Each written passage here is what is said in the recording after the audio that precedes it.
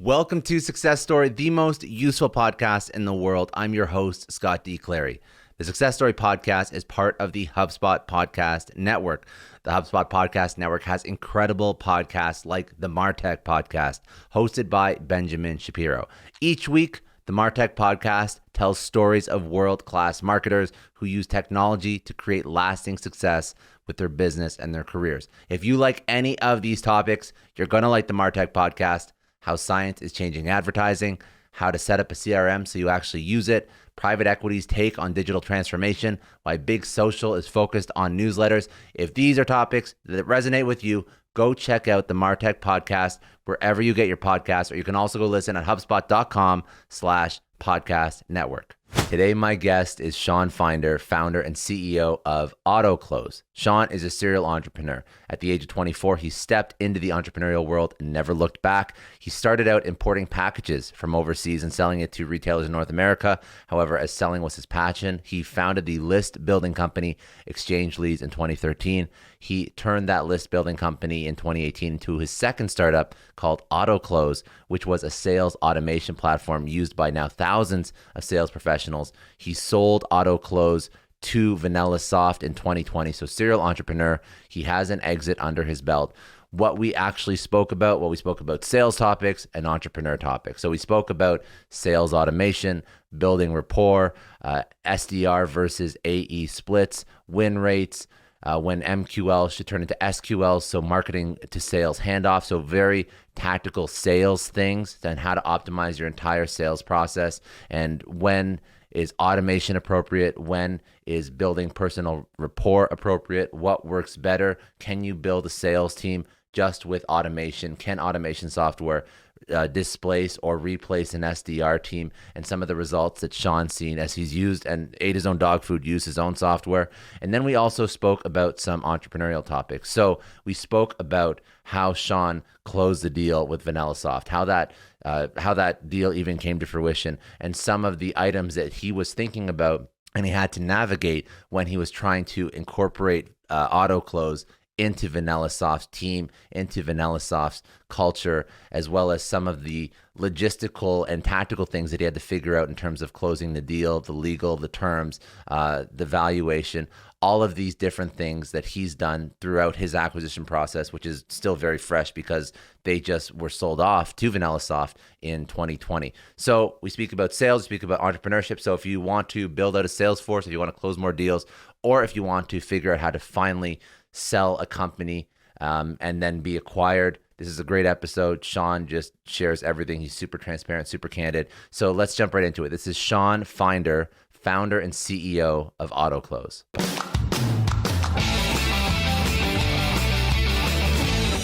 I didn't have to get acquired. Obviously, the cash was great to me.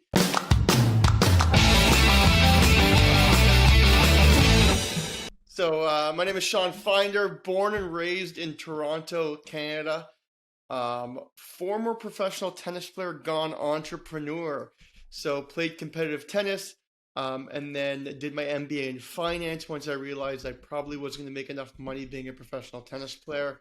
And from there, it went in many different directions. I went into finance. And what happened was I went in for an interview for a finance job, and the person goes, you know, I have a company that's looking for a director of business development and sales. You don't have that experience in your resume, but you're very outgoing and maybe you want to try it. So I ended up interviewing for that role, and I don't know if I was qualified enough, but they were giving me $30,000 more than I was making. And I was like, damn, I'll take this job. And what happened was I took that job, and that was when I came up with my first idea. So your first idea. So you were tennis player, finance, sales. That you just pivoted. So you took your first biz dev director role or sales role, but not many people, or not everyone rather, just pivots into entrepreneurship. Are you technical? Are you a developer, or did you just want to build something? Definitely not a developer. I am more sales, marketing, business development, hustler, grower, growth. Yeah. So what I did was when I took that sales role, the first week on the job, I purchased a list, And I gave it to the sales team that I was managing. I gave them, and they're like, Shawn, these numbers are terrible. Shawn, these emails are inaccurate. And I was actually walking in a little pavilion for lunch with our CTO. And I said to him at the time, I go, I don't understand. I just got this role. We spent $10,000 on all this information that we need for our sales team, and it's all inaccurate. Why don't we just build something that provides less volume but more accuracy? He goes, well, we can. I'm like, okay. I'm like, it's like, you can build a software. I'm like, okay. He's like, well, my best friend's a coder out in Eastern Europe, Serbia. Let's reach out and see what he thinks. And that was actually how I went for lunch with my CTO at the time. And then we ended up starting the business and becoming co-founders. And that's how the first, and that was, okay. So this is not Autoklose. This is ExchangeLeads. That was ExchangeLeads. Gotcha. Okay. So how did that first the entrepreneurial venture go? So you had a technical developer, your co-founders, and it was an equity split. Did you quit your job and then jump into that, or did you build this as a side hustle to start? Great question. So the year I was still working, what I did was strategically, I hired my lead developer in Serbia, and at that time it was about $1,300 a month. So I would pay him full time. He was the only one working full time. I was working full time at the same time. I was saving up about 6 months worth of runway. So I said, I'm going to save up a year of salary, try and save up 6 months worth of rent, food, entertainment, etc. And then when I make my first sale, no matter if that's $1,000, $50, $50,000, the first sale when the platform was ready, I was going to quit. And funny enough, the first sale was $49.99, but I stuck by my word and I still quit on that day. Shit, I quit a job that was paying me $150,000 for $49.99. Dude, the balls. Like, so you stuck to your word, man. That's very impressive. Okay, so you obviously grew some gray hairs at that point. So after that first $49 sale, 49.99 sale, how did you grow the company? What was the game plan? Was this self-serve SaaS? Did you go and you had 6 months runway, so you didn't bootstrap and a lot, probably a little bit. Did you go raise money? So we bootstrapped, but we didn't raise a lot. But this is what I did as well. I tried to grow the company right from the get-go. I'm like, this is going to be easy. I sold my first 50. The first week I sold $0. After that $50, I'm like, I just quit my job and I've only made $50. I started to have them come in, but I realized it's not going to be like a rainstorm of subscriptions. So I said, forget this. I'm going to keep that going. I'm going to use my connections and I'm going to go after the whales. And what I did was my brother was working in the largest telecom company in Canada. And he introduced me to somebody who then introduced me to about 10 different people. And I ended up getting into a company called Rogers. Rogers is the biggest, it's the AT&T of Canada. I think it's the number 1 or 2 largest company in Canada. I got in there, and within 90 days, I had a PO for $160,000. A purchase order for $160,000. And let's just say that let me hire people and gave me my runway for, if I wanted to, for years and years. But that was really the start that I really needed to be successful in that first 6 months. So you leveraged your connection, but obviously you had to offer some value. As an entrepreneur who sold $160,000 deal, how did you manage? Because I've sold to enterprise. I actually used to work. So you don't know. I don't know if you know this about me, but I'm actually Canadian. I'm in Fort Lauderdale right now, but I'm originally from Toronto. I used to work for Bell Canada, so I know the nuances of. My brother's in Fort Lauderdale right now. He moved from Toronto to Fort Lauderdale. He lives on Las Olas. I'm in Las Olas. Yeah. Are you serious? So he's right behind the. That's funny. He says right behind the. We can talk offline about that, but he's right behind the Cheesecake Factory, that new condo. Yeah, building. So maybe we can connect after. We can shoot the shit. We go for drinks, go for coffee whenever you're down here. Go for something better than coffee whenever you're down here, man. I'm always there. That's so funny. Anyway, so yeah, so I. So Roger. I know Roger as well. But I mean, the point that I wanted to draw out of this, there's a point, not just drinking with you and your brother when you come down to Florida, is that it's not easy to sell to enterprise, especially Rogers, which.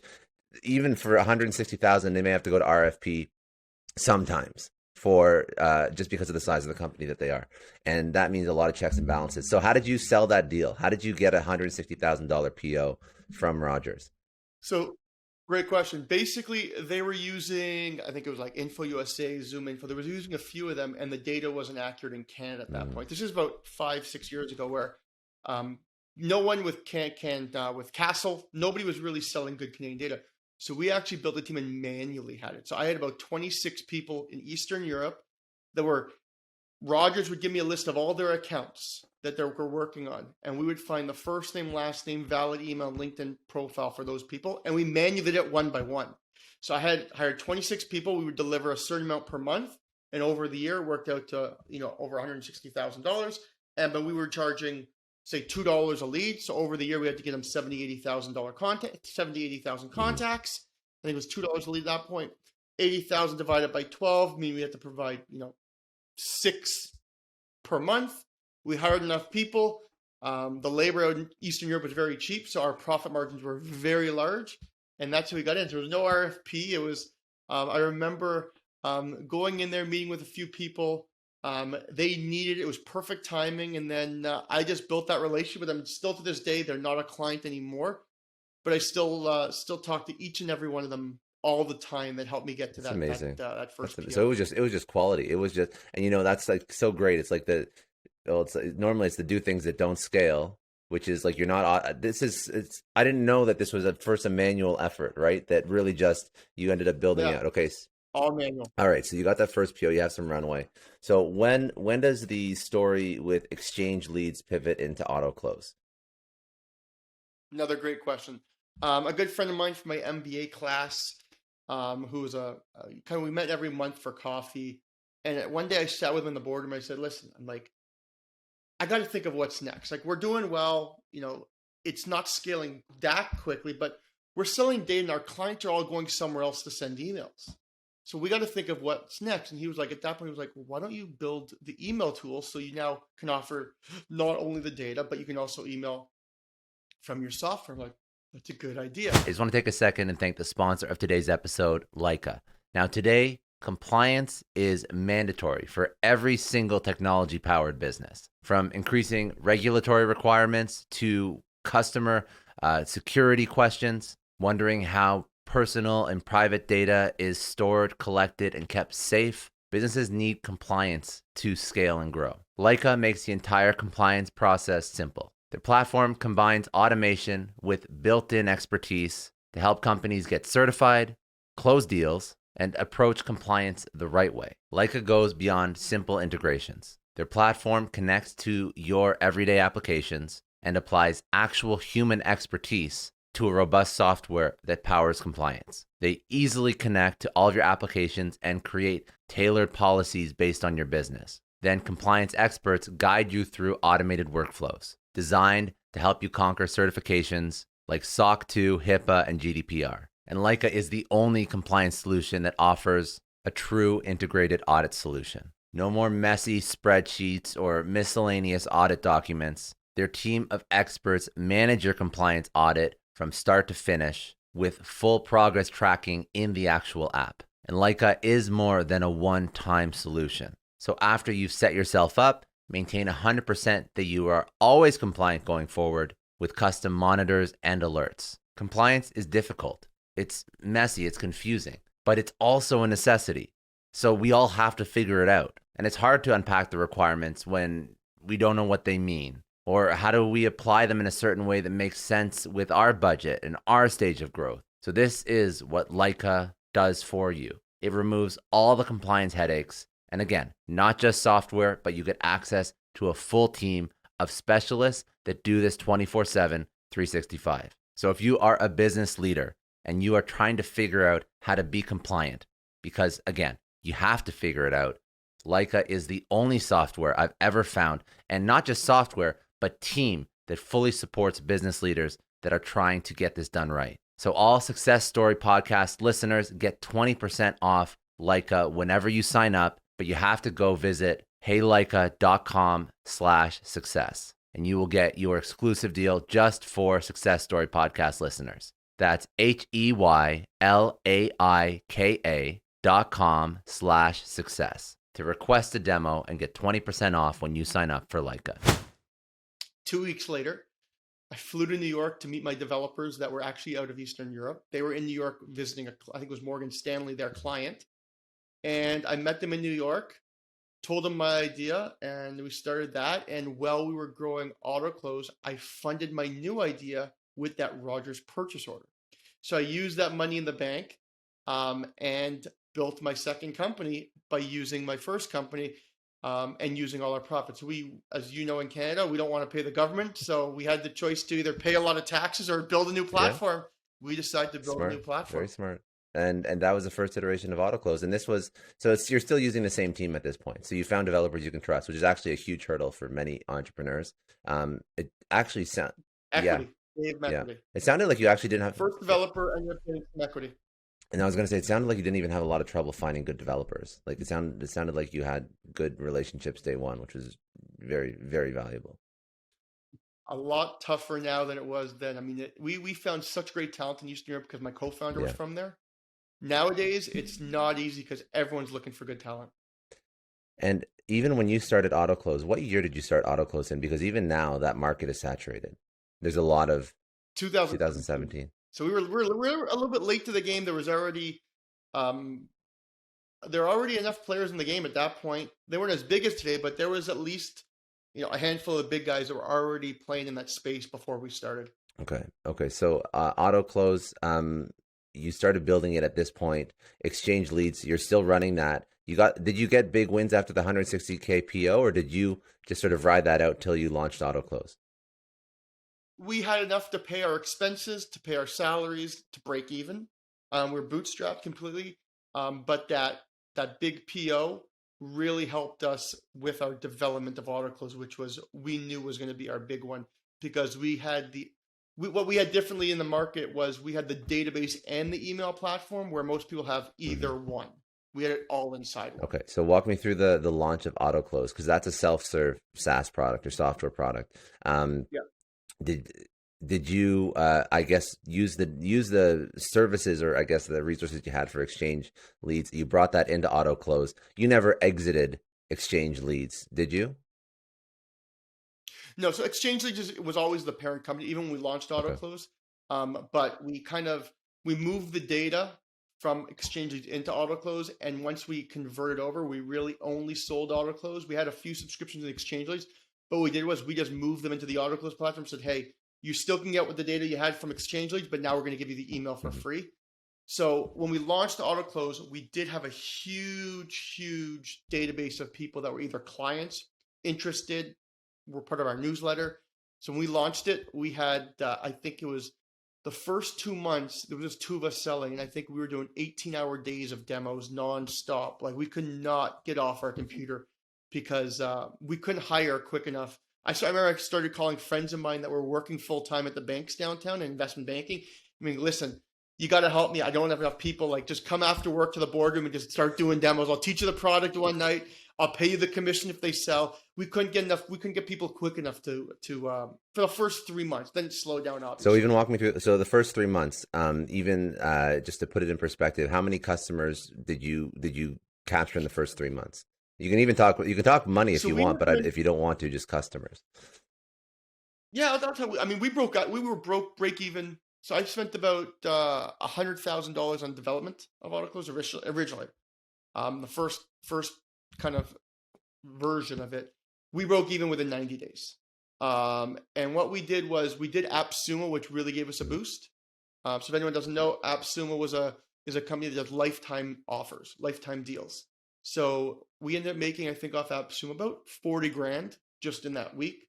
And those were tough customers, but they do give you a lot of good feedback on your. So we made 40K there, 60K, and then it just kept rolling. I was doing a lot of the sales myself.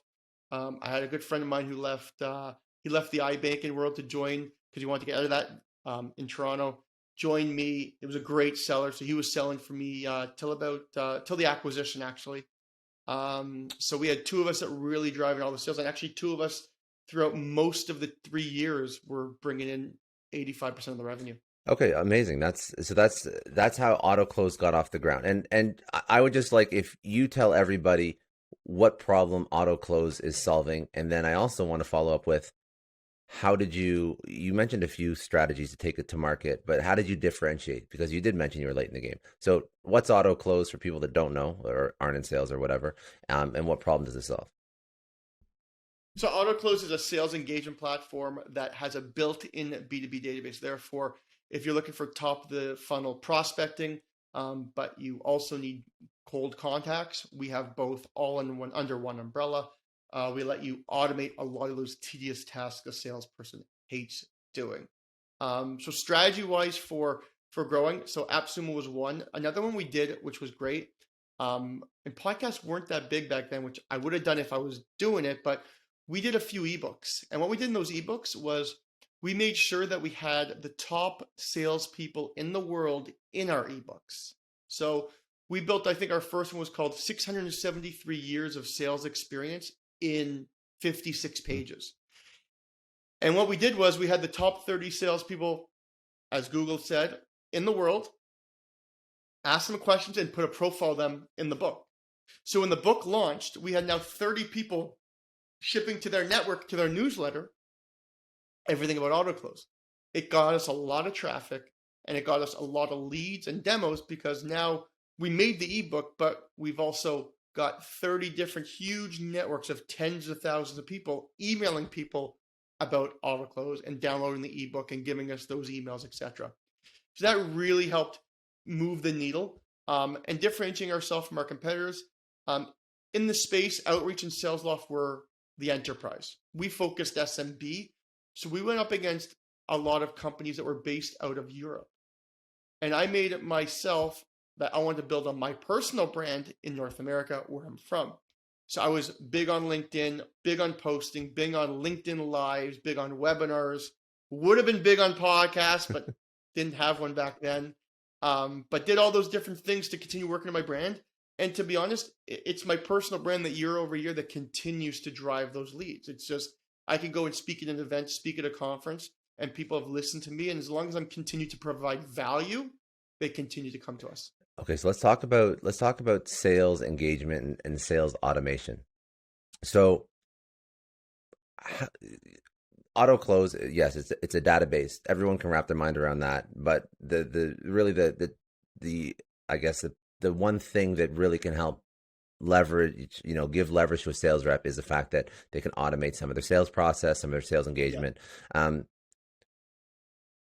Have we gone too far to maybe automate too much? Or what's the like the happy medium? Like, where does Autoklose fit in? Where can you overuse Autoklose or similar products? Like, what does the current sales environment look like when everybody's trying to do more with less? Well, I think the biggest mistake people make with automation in general is they keep everything so long and not personalized. You could write an automated email and make it feel like it's a one-to-one email, and you can make it very short. Like, for example, my goal earlier this year in the first 6 months was I want to be on 30 podcasts as a guest. Why? Because it gives good SEO and backlinks for our team. I actually wrote 30 of the top sales podcasts, and I wrote them all in email, and it was very personalized with who I've been on, etc. And all 30 replied almost and said, yeah, I'd love to have you on the show. And everyone thought it was a one-on-one email. So it all depends on if you're being salesy or are you being genuine and actually being personable. So I think that's the key. Now, yes, you do need to have not automate everything, but you can do certain things like on LinkedIn, for example. I love to do email campaigns and multi-touch campaigns, but then go on LinkedIn and put a true comment on that person's post on how I feel about what they posted.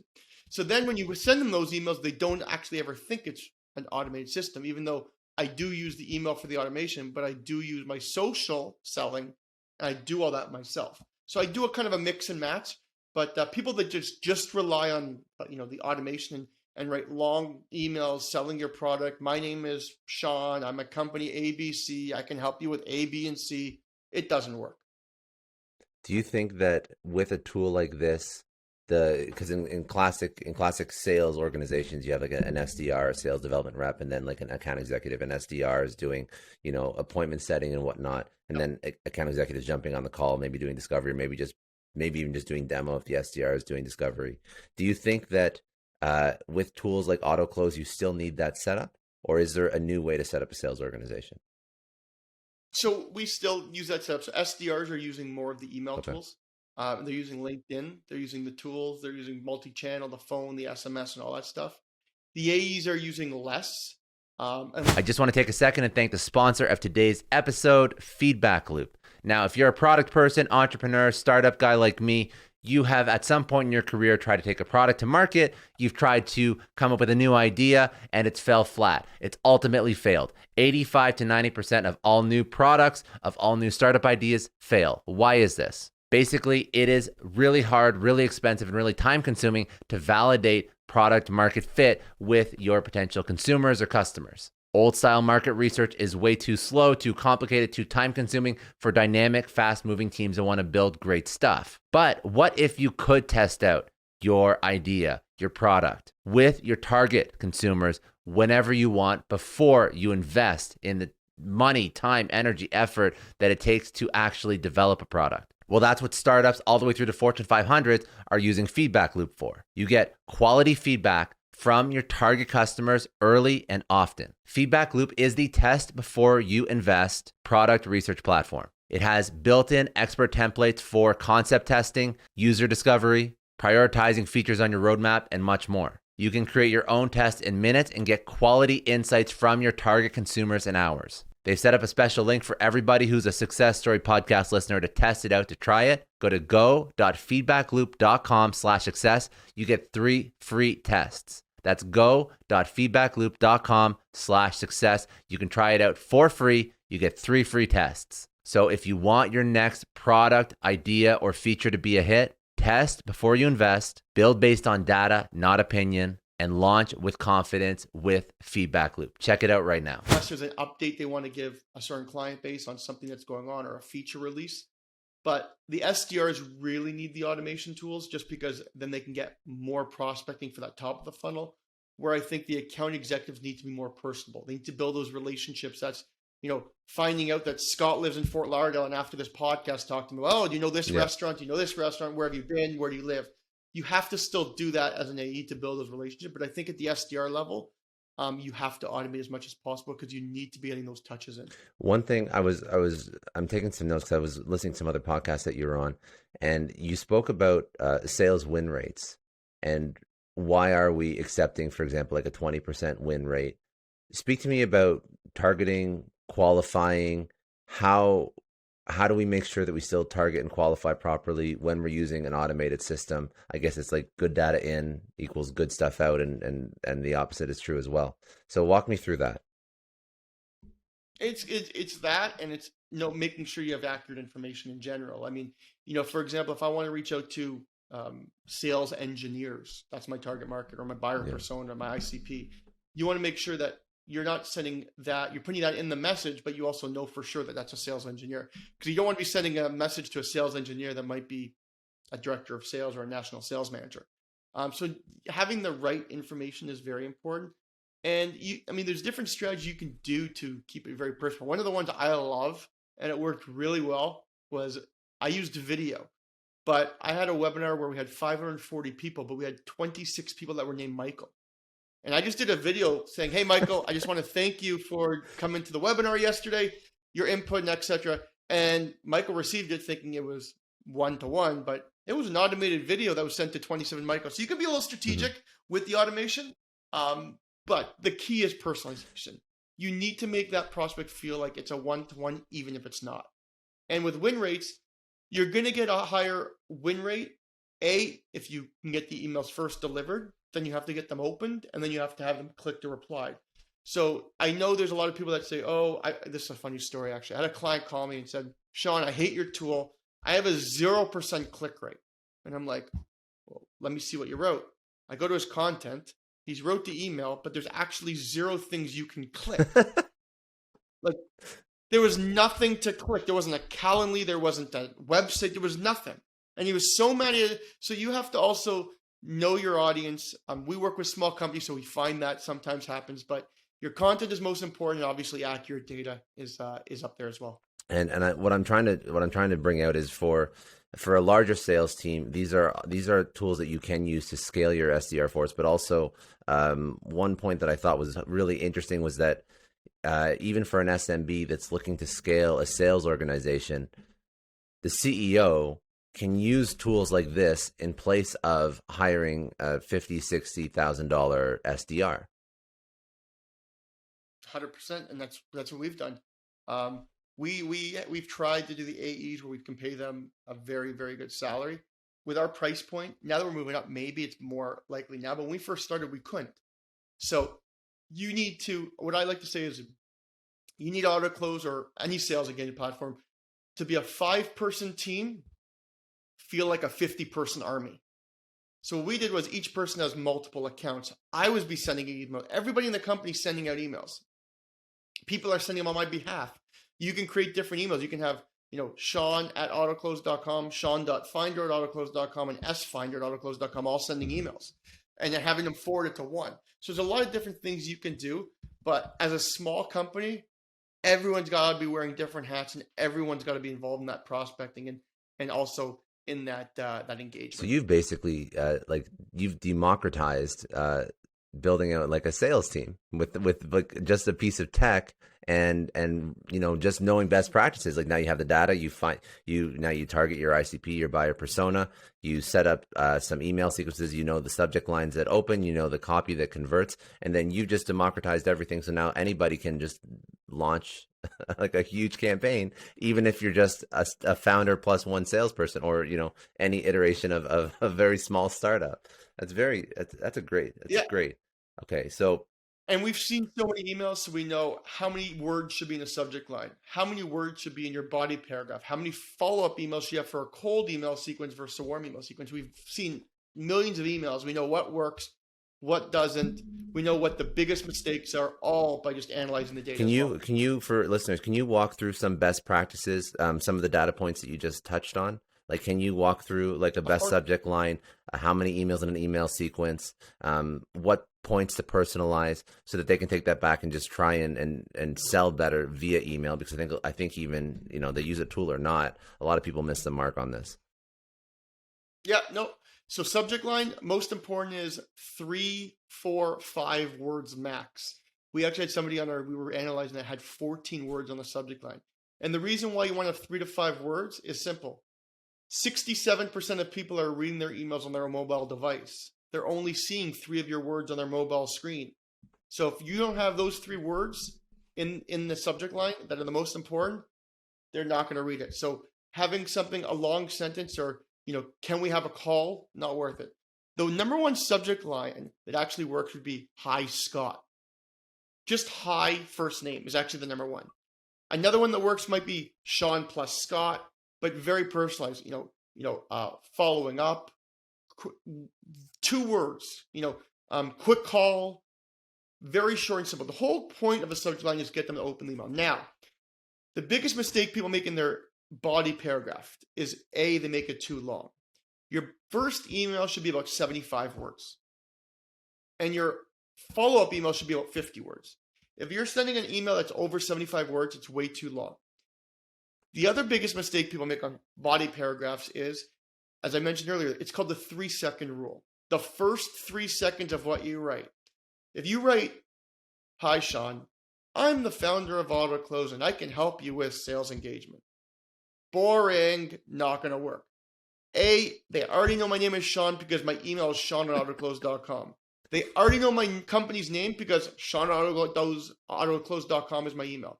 If you said something like this, Scott, if I was able to double your open rates and also add 10 meetings to your calendar, would you give me 15 minutes? Question mark. And then go into someone you've helped before, how you can show the value, etc. But you try and hit them with, I call it with a pain point in that first line, and don't talk about yourself. It's like, if you're going on a date with a girl, whoever, and you're going to talk the entire time, you're probably not getting the second date. It's the same with emailing. Keep it short and sweet. Let them do the talking. You give them the first 3 seconds. Let them talk about themselves. That's what works. And follow-up emails, cold emails, 6, 8, sometimes 10.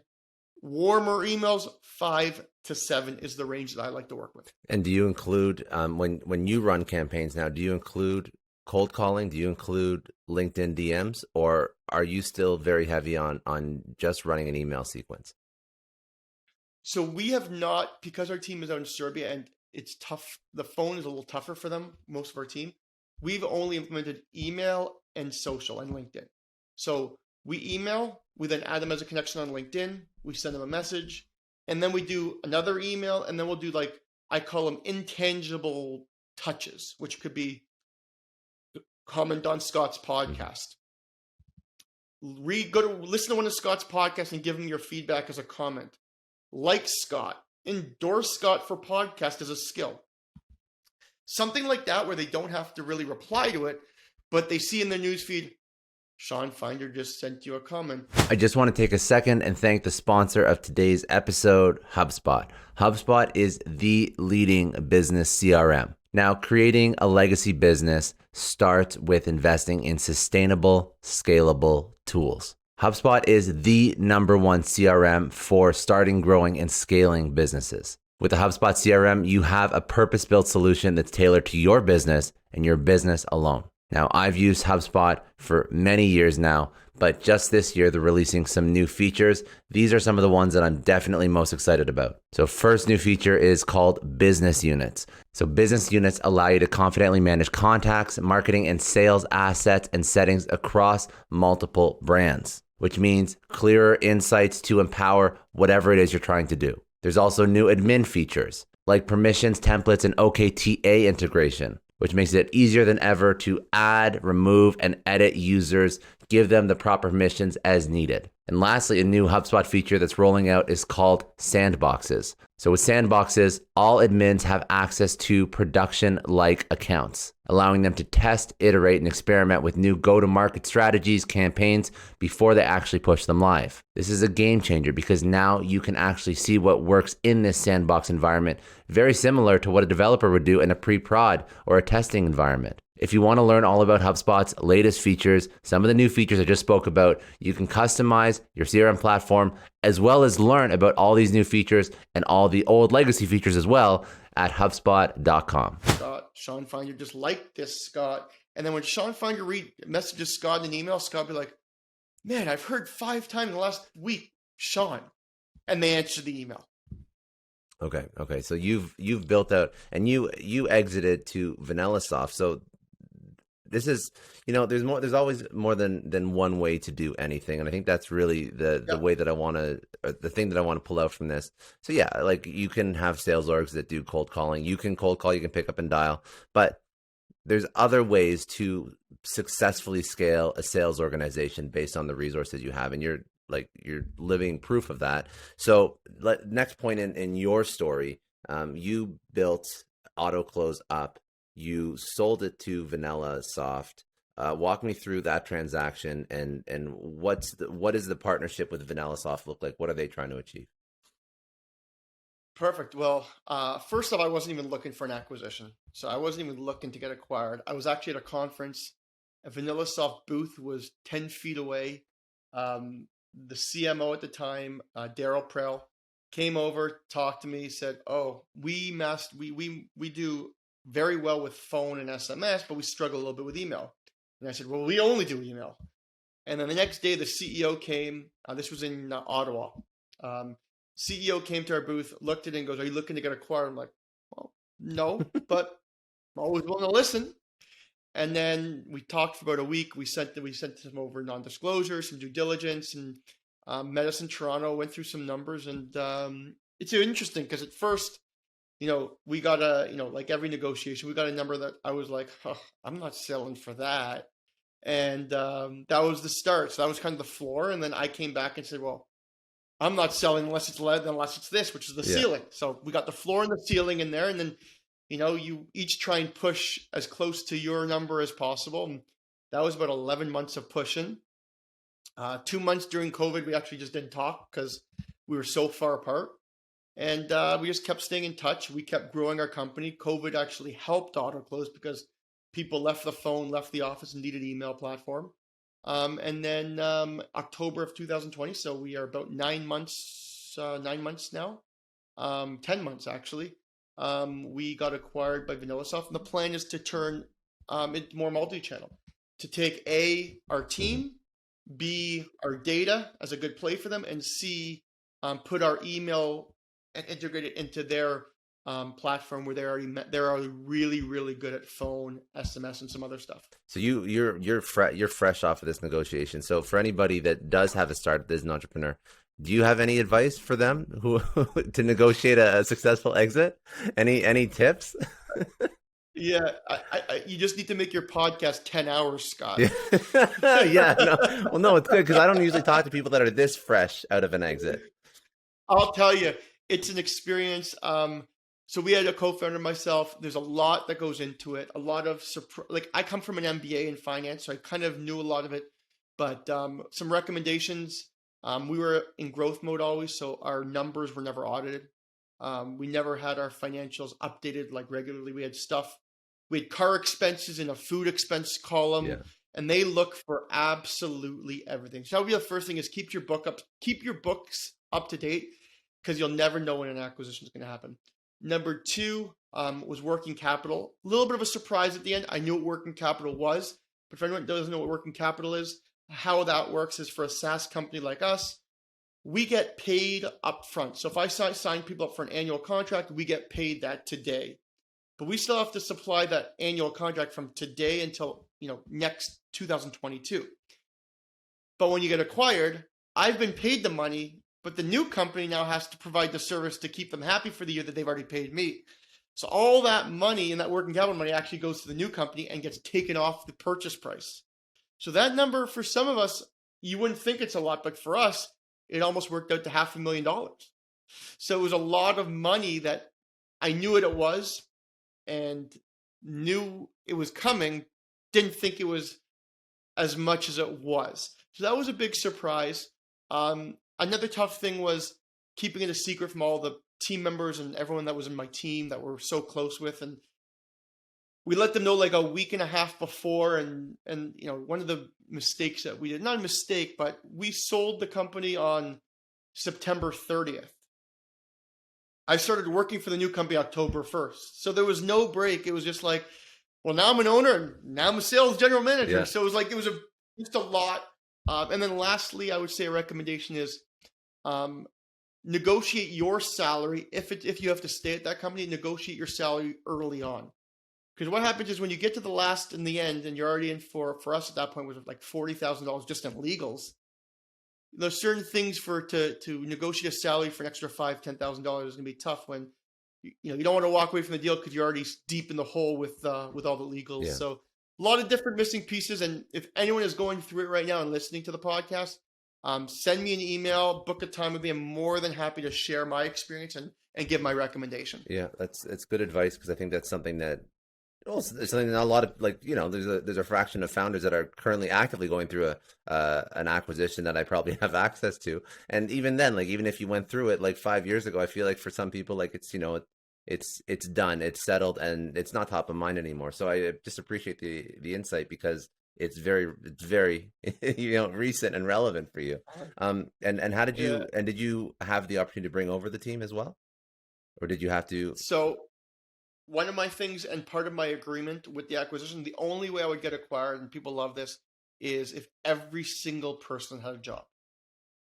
So I said, my team's been everything. My team got me to where we were, and we've become a very tight-knit group. We're all good friends now. We've known each other for many years. I did not let them get rid of one person. And part of the acquisition on their half was they wanted the team. We had about 32 people, but we had an amazing team. Very smart people, a lot of Eastern Europeans, hard workers, great people. So part of the acquisition was we are all or nothing. You get us all or you get none of us. And was there issues integrating into Vanillasoft's culture? How did you manage that piece? So David's built a very good culture there. David Hood, he's the CEO of Vanillasoft. But it's tough when you bring 32 people from Europe, from Canada, from US, and everyone into one place.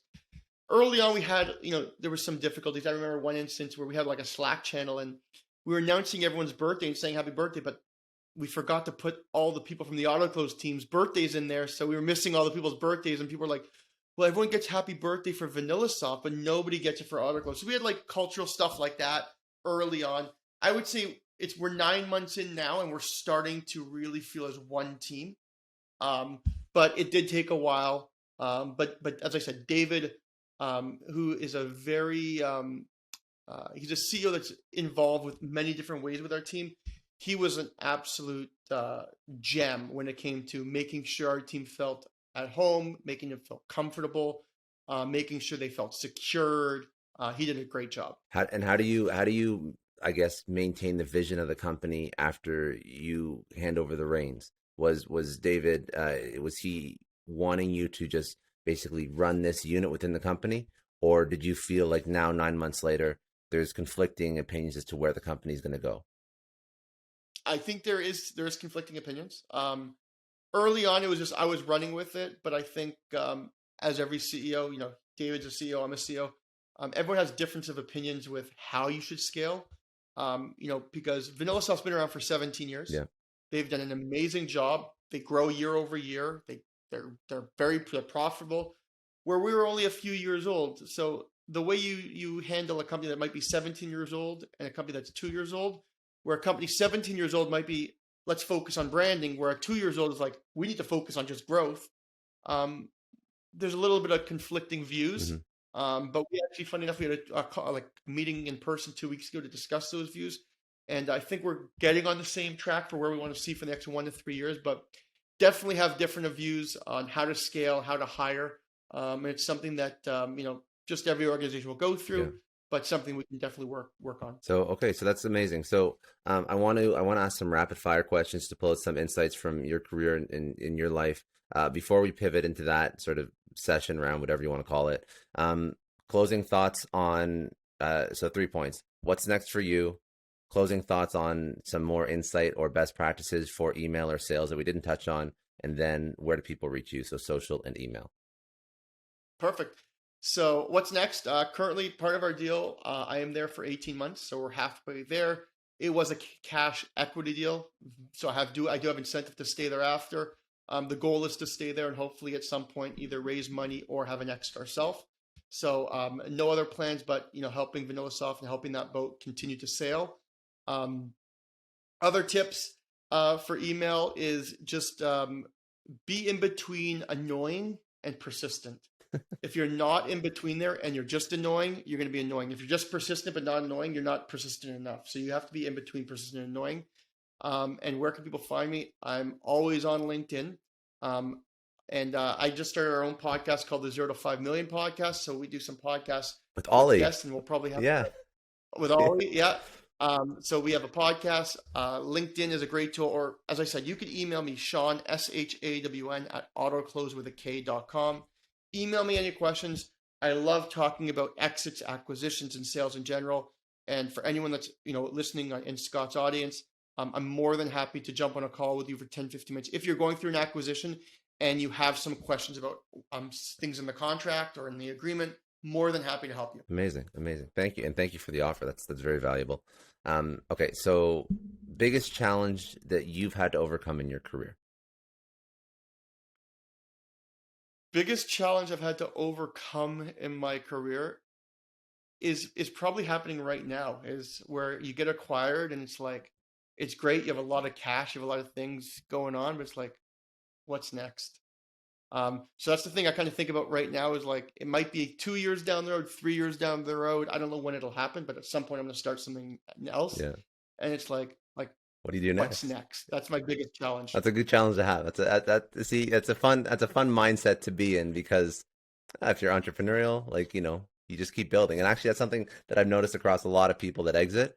Like, they could exit, doesn't matter. It could be like 1 million, 10 million, 100 million. Like, they could exit at any level, and most of them will just take some time, but then just start building again. Doesn't matter. Like, the money doesn't matter. Well, I always say to myself, my most successful business will be my next one. Yeah, good. I love that quote. That's a good one. Yeah. Pick one person. Obviously, there's been multiple, but pick one person who's had an incredible impact on your life. Who was that, and what did they teach you? So the person, he's probably in his 80s, maybe mid 80s now. I worked before my MBA. No, it was right after my MBA, I worked for a manufacturing company here in Toronto out of Vaughan. And his name was Louis Waxberg. And they actually do, I work for them. They do all the private label, hand sanitizer, shampoo and conditioner for you name it, Kroger, Walmart, Costco, everywhere. And he taught me everything about business.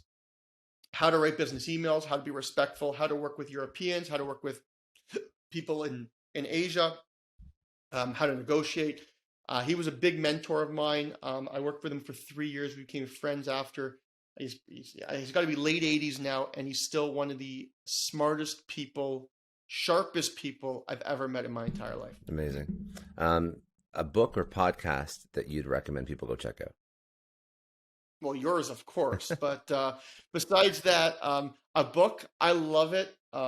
Never Split the Difference by Chris Voss. It's a negotiation book. Amazing book. I've read it twice. You need to do negotiations not only in business and sales, but you need it for, I just bought a house. I need it in house sales. You need it for car dealers. You need it for everything. So know your negotiation, learn your skill, learn the floor and the ceiling, and learn how you can keep creeping it up towards that ceiling for you. I love that. Okay. If you could tell your 20-year-old self one thing, what would it be? Not many people will understand this one, but you probably, Scott, will. And I wish I never rented a condo here in Toronto and I bought a house in my early 20s. Because let's just say I probably could have retired by now if I would have bought a house instead of rented in downtown Toronto for many years.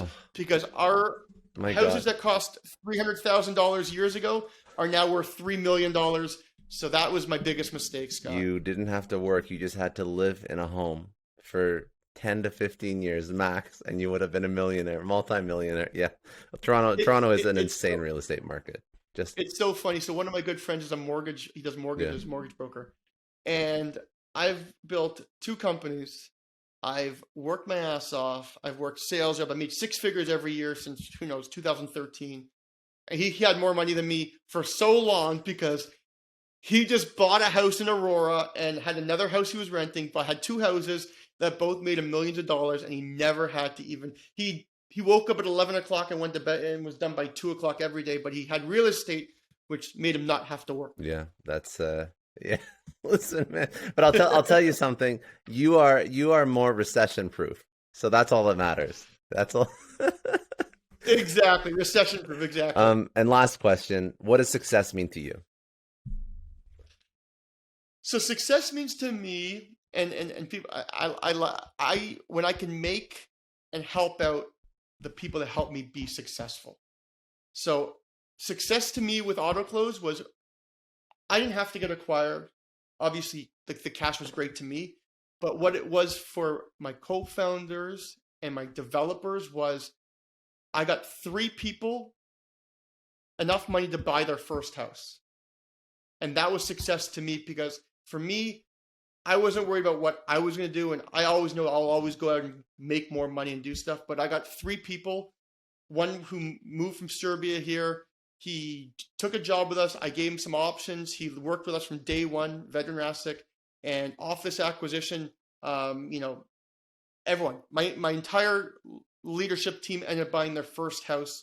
And as you know, as we talked about, real estate here is tough, and they each bought their first house with the acquisition. That's what success was to me. I didn't care about me buying my house. I worried more about my team buying their house. Amazing. That's amazing, man. All right. That's all I got. Thank you so much. I appreciate it. Thanks for having me.